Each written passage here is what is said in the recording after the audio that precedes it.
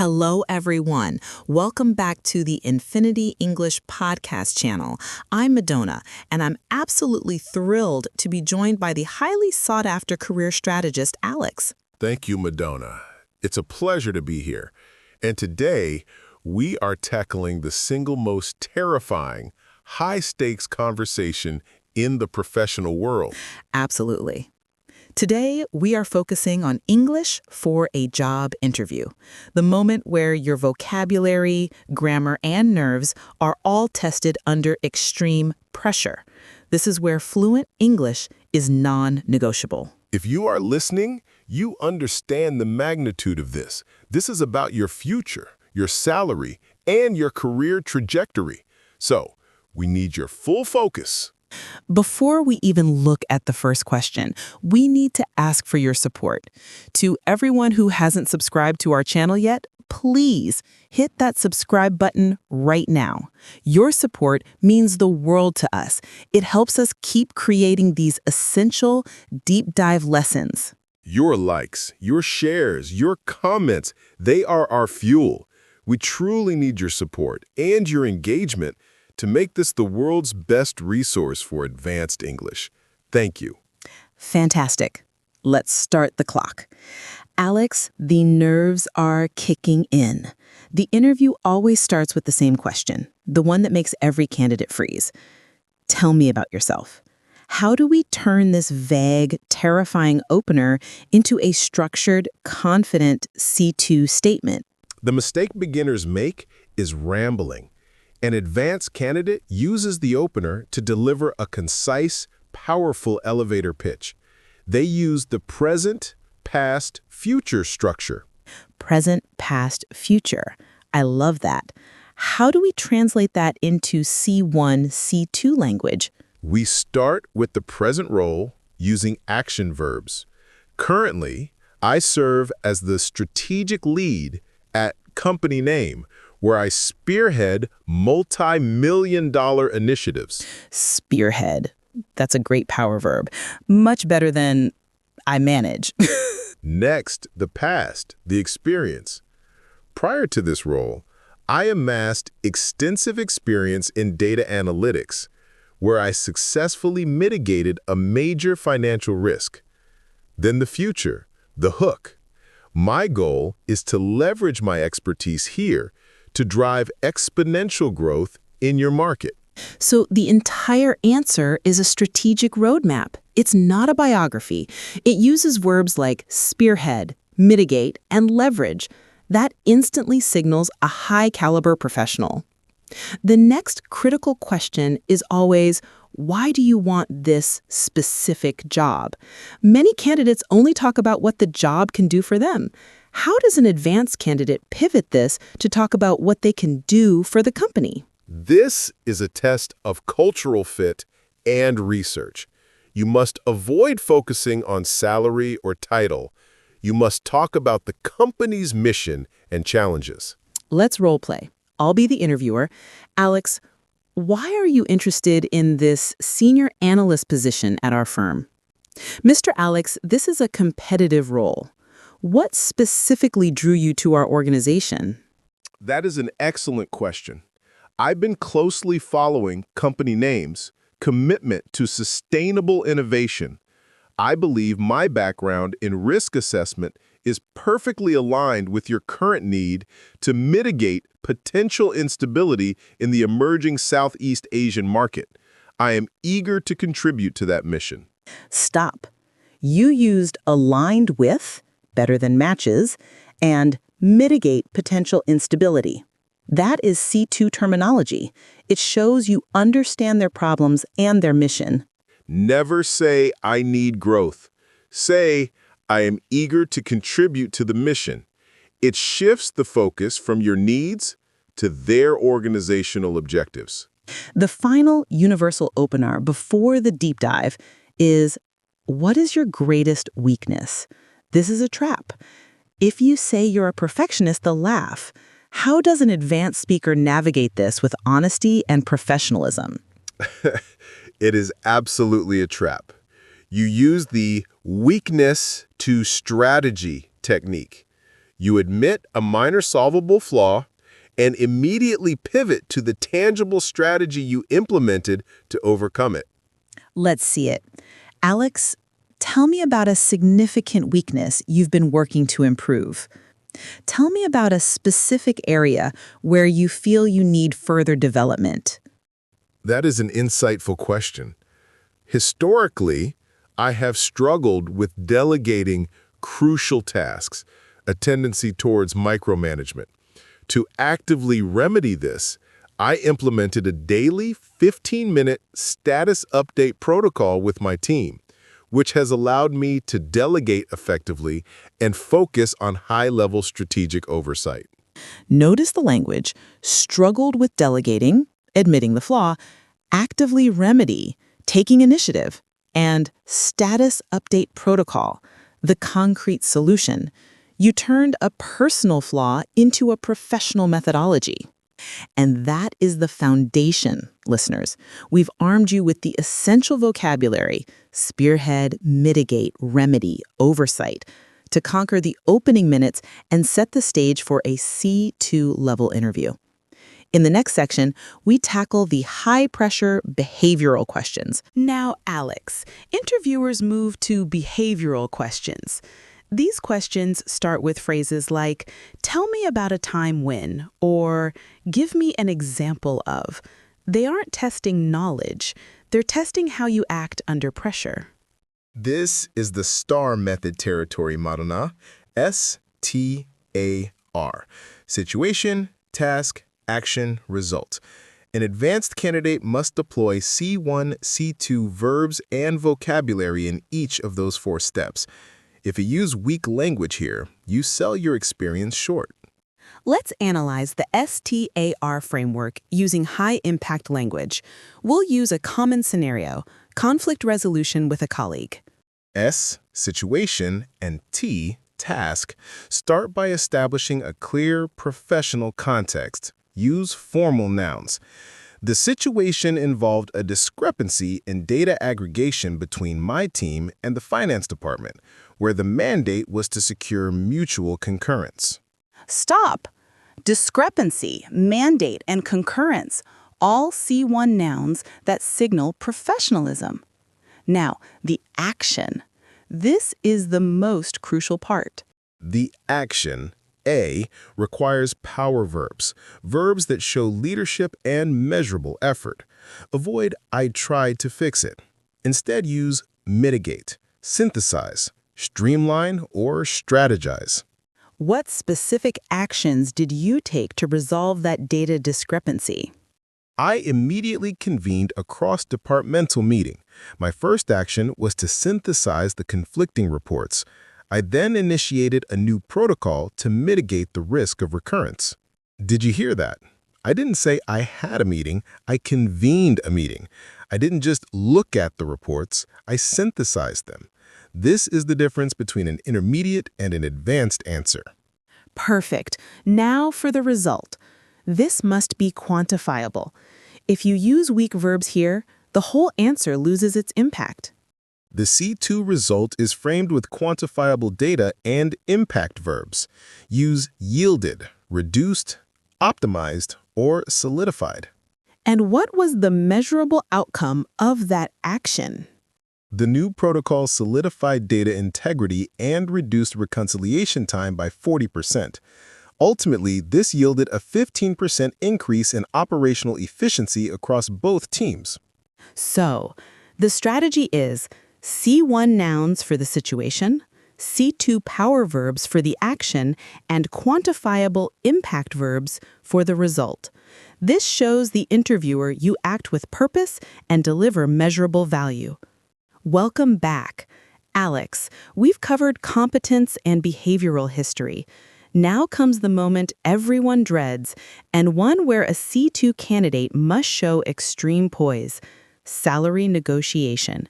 A beginner simply states a number.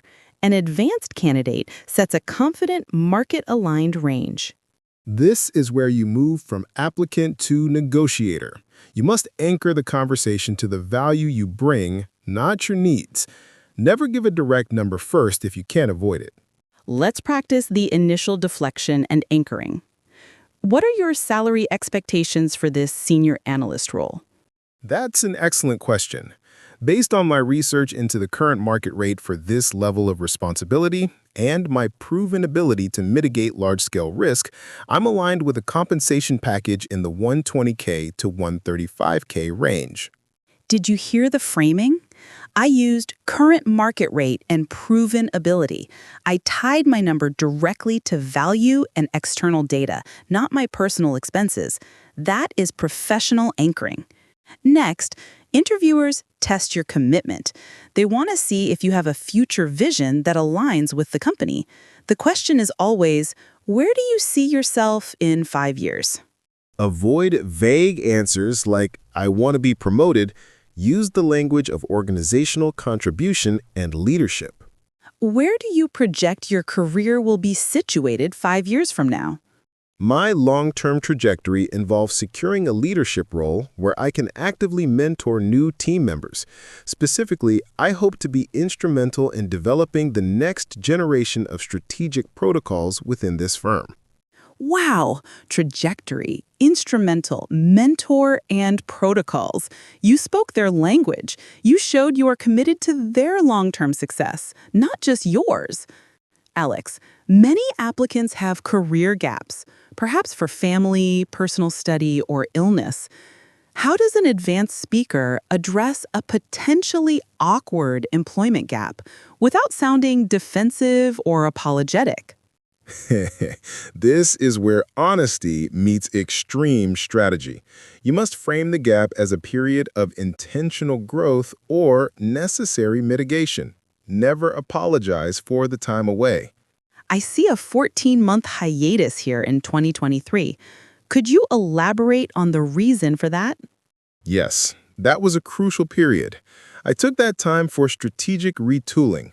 I completed my advanced certification in AI architecture, allowing me to significantly upskill in a domain that is now critical to your company's future. Notice the language, hiatus.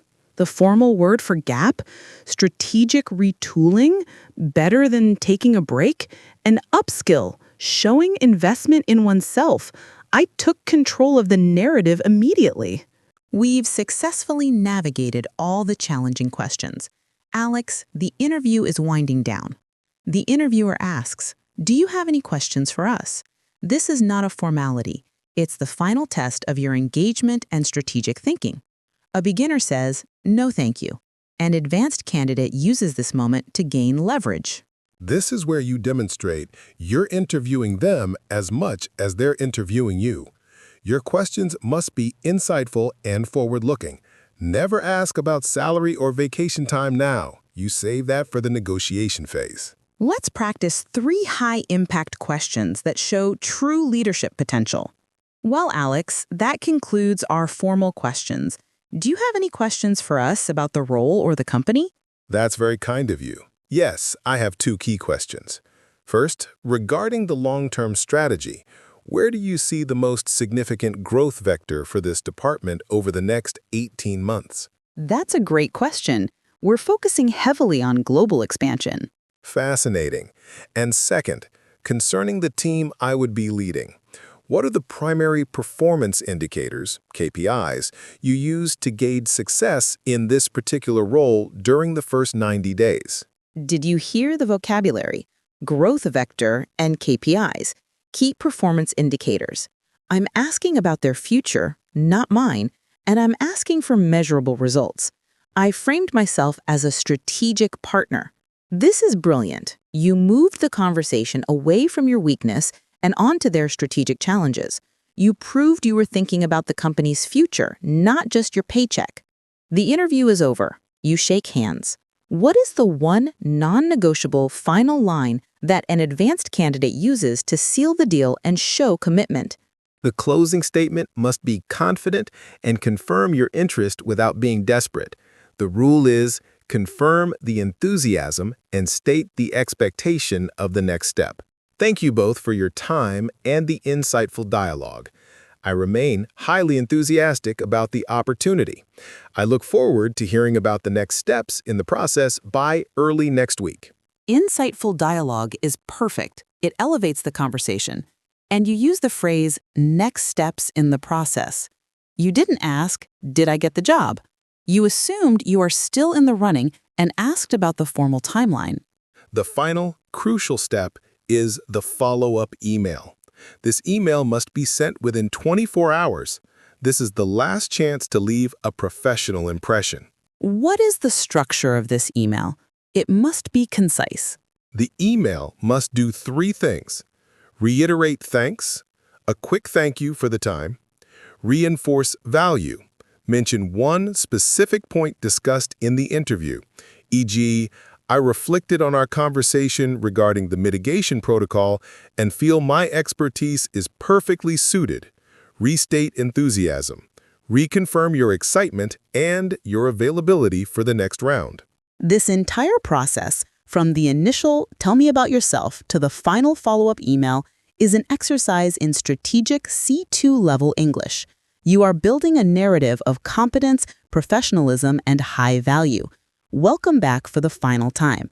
Alex, we have covered the entire life cycle of the interview, from the opener to the follow-up email. Before our final drills, let's synthesize the most critical C2 vocabulary our listeners must immediately activate. Absolutely. Fluency in an interview hinges on replacing weak B2 verbs with C2 power verbs and strategic nouns. Let's review the high-impact language required for each stage of the STAR method. For action and leadership, forget managed or fixed. Use spearhead, mitigate, synthesize, convene, or initiate. For results and value, forget got better or made money. Use yielded, optimized, solidified, or quantified. For strategy and framing, forget break or problem. Use discrepancy, protocol, leverage, or hiatus. This vocabulary is the professional armor, listeners. Practice weaving these into your answers. It transforms the story of your experience into evidence of your competence. Alex, the theory is finished. Now, let's test the automaticity of our listeners. We are going to conduct a rapid-fire application drill. I will ask a classic behavioral question, and you must instantly answer using 2 C2 power words from our list. No hesitation allowed. I love this. Bring the pressure, Madonna. This is the real test. Tell me about a time you had to implement a major change with little notice. I quickly convened the team to strategize a new allocation of resources. This allowed us to immediately mitigate potential project failure. Give me an example of how you addressed a severe discrepancy with a vendor. I immediately initiated a detailed audit protocol to synthesize the conflicting data, which yielded full resolution within 48 hours. Top 3 fluency killers to avoid. We've built competence. Now, let's save the listener from making the final, fatal mistakes that destroy a fluent impression. This is the top 3 fluency killers in interviews. These are the flaws that even C1 candidates fall into when the nerves hit. Killer number 1, the apology reflex, e.g., sorry, my English isn't perfect. Correction, never apologize. You set a negative expectation.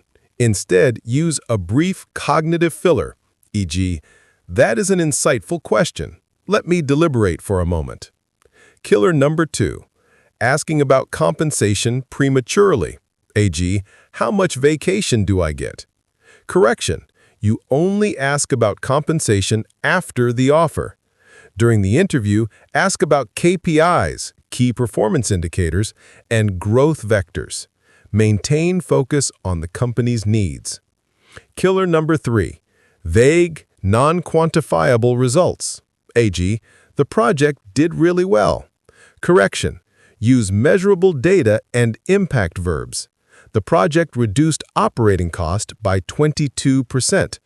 Always use the language of quantifiable achievement. We've done it. You now possess the strategic mindset, the C2 vocabulary, and the practical drills to conquer any English interview. Remember, fluency is confidence in action. Use the present, past, future structure. deploy Power Verbs, and always, always quantify your success. Thank you for joining this deep dive masterclass. If this roadmap has empowered you, please subscribe to the Infinity English podcast. Your future starts with the language you choose to use. Go out there and leverage your expertise. Thank you for watching. Please subscribe our channel. Bye-bye.